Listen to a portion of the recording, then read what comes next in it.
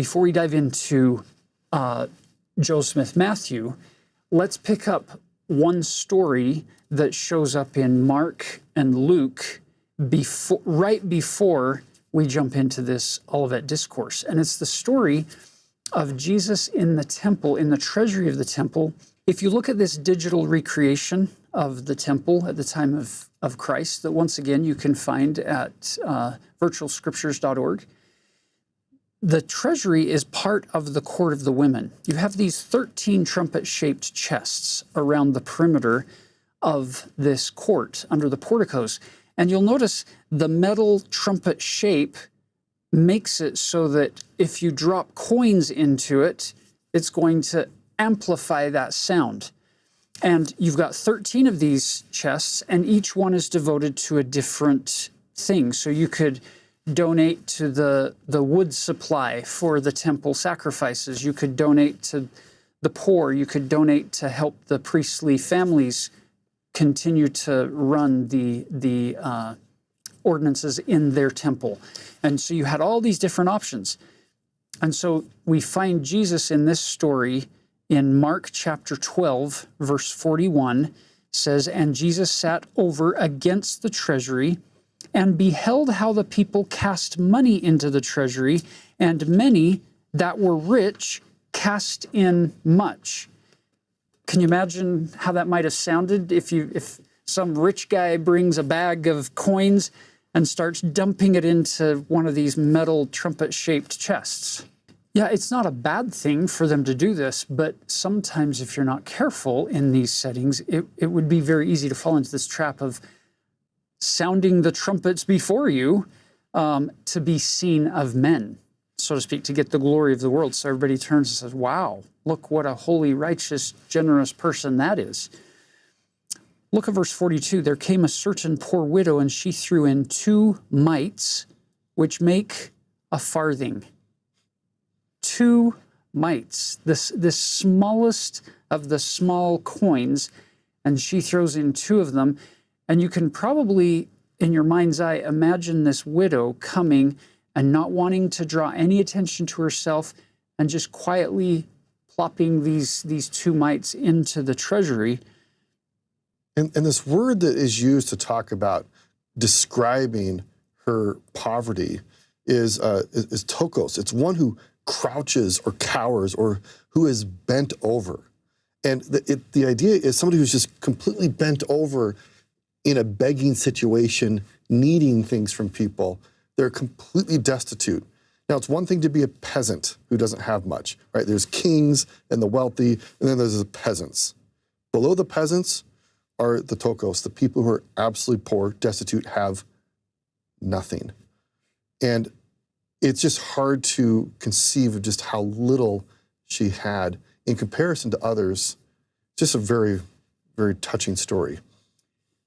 I wonder what she would say if we could have a conversation with that widow today. I wonder if she would say something like, "Man, let me tell you how hard it was to part ways with those 2 mites and to sacrifice those. I was so destitute, and yet I gave those to the Lord, and I wish I wouldn't have." Do you think she would say that today? I think sometimes we keep mortal blinders on, and we don't see this eternal perspective of the God who holds worlds without number in his hand, can look at this widow sacrificing so little, but for her, which was so much, and then rewarding her so openly, perhaps not with wealth and riches in this life, but with things that are much more. She just made an investment in an eternal court on high, in an eternal mansion. I love this unnamed widow for her example. And those farthings might be worth 10 to 20 minutes of work. So if you and I both worked for 10 minutes, we might get a farthing. Now, she probably wasn't aware that day of what she felt like was a very meager offering. 10 or 20 minutes worth of value. We ask ourselves, how's that multiplied? That she has taught over 2,000 years faithful Christians wanting to be more like Jesus Christ about humility, more than the 10 or 20 minutes could have ever been multiplied by a single human.